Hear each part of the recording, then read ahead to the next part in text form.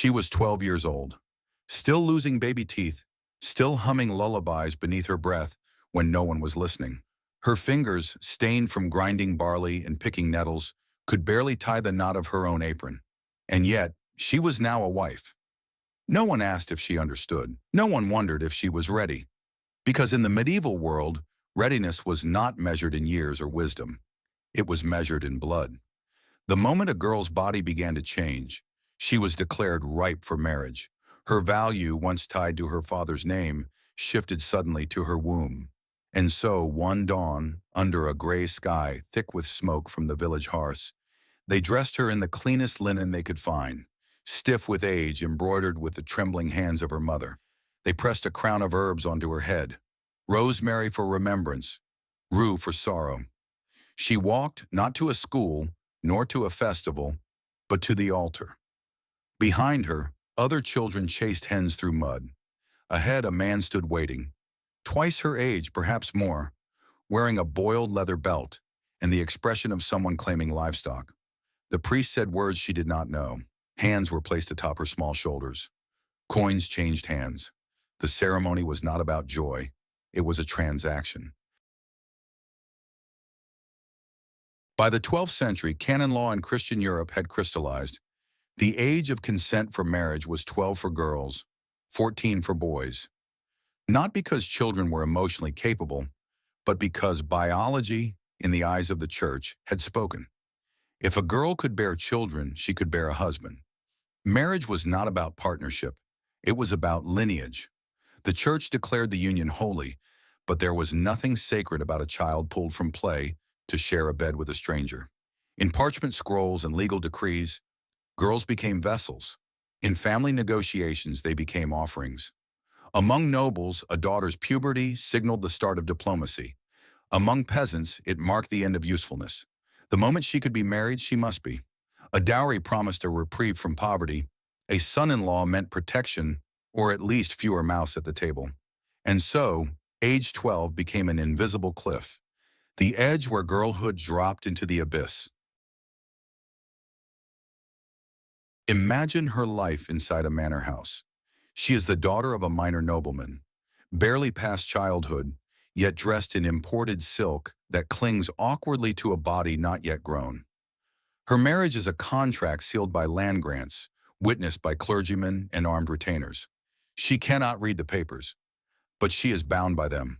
Or imagine her far from castles, in a wooden cottage that smells of animals and ash.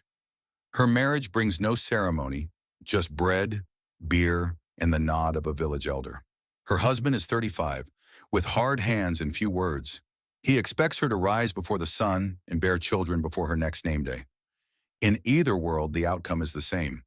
The girl becomes a woman not through choice, but through command. She may not yet bleed regularly, but she will be expected to labor, to serve, to bear pain with silence. She will kneel to wash her husband's feet, then stand to soothe his temper. If he touches her before her body's ready, the injury is hers alone to carry. No midwife will question the husband's rights. No priest will defend her delay. The girl must simply endure. She was buried in her wedding gown.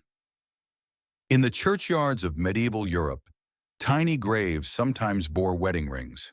Some were carved with two initials, his and hers. Others bore no names at all.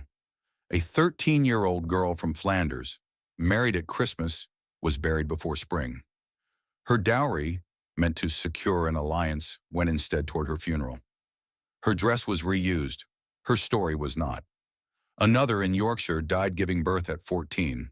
The priest recorded the birth of a son and not her name. In the ledger, she is described only as the wife of Thomas. She had been married 2 years. The silence of the record book speaks volumes. For every noble bride whose name survived, Eleanor, Matilda, Blanche, there were thousands who vanished in childbirth or melted into the margins of family trees. Their labor and suffering made possible the lineages of kings and the economies of kingdoms. Yet they were treated as ghosts before they ever lived. In some cases, consummation was postponed. Officially, Wealthy families occasionally waited until a bride was deemed physically ready, but such guidelines were fragile, subject to the whims of powerful men. The law allowed waiting, it did not require it, so many did not. She woke before dawn. Her fingers were stiff with cold, her stomach already aching with hunger. Outside, frost clung to the earth like lace, but she had no time to admire it. A husband would be hungry, his parents expectant. Her place was by the hearth and in the fields. A child dressed in the illusion of womanhood. There was no time to weep. The tears had dried weeks ago. Marriage had not given her a home. It had stolen her own. She had left her mother behind, the one who once brushed her hair and taught her lullabies. Now she slept in a stranger's house, her body curled like a comma in a bed too wide, her dreams interrupted by the groan of floorboards and the scent of someone else's breath. She missed her mother's warmth, but the marriage market did not trade in tenderness. In the cities of medieval Italy, a girl's dowry might be measured in florins, thousands if her father hoped to attract a reputable match.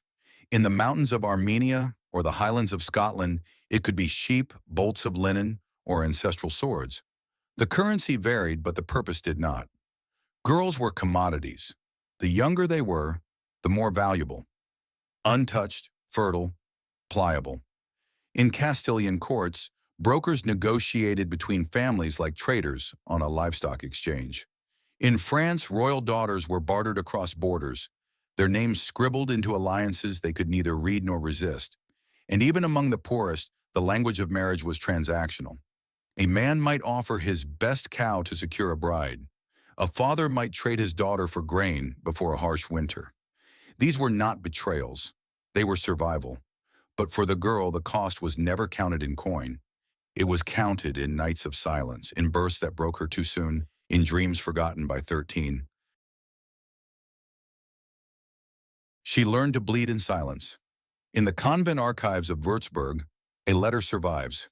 It is not addressed to anyone in particular, just a scribbled confession from an anonymous girl. She was 13, married, and childless. Her mother-in-law beat her for it. Her husband blamed her womb. She had just begun to menstruate. The letter ends abruptly. There is no record of her name, only a notation from the abbess. The child was never seen again. Bleeding meant readiness, but readiness never meant safety. Medieval midwives knew the risks. A girl who bore children before her bones finished growing often tore during labor. Some bled out. Others survived, broken. Vesicovaginal fistula, a condition caused by obstructed childbirth, left many young mothers incontinent. They smelled of rot. They were cast out. And yet the expectation remained. Bear children, and many. A girl might be 14 and already pregnant with her second. If her firstborn died, she was blamed. If she birthed a daughter, she was pitied. If she birthed a son, she was lucky, until she failed again. Her body was a field, worked without rest, harvested without thanks. In noble houses, young brides were cloistered behind etiquette and embroidery hoops. They were taught to smile, to curtsy, to conceal bruises beneath silk. Their bodies were dressed in pearls, but their futures were iron cages. Some became mothers before they could even write their names. Others died before their husbands ever looked them in the eye.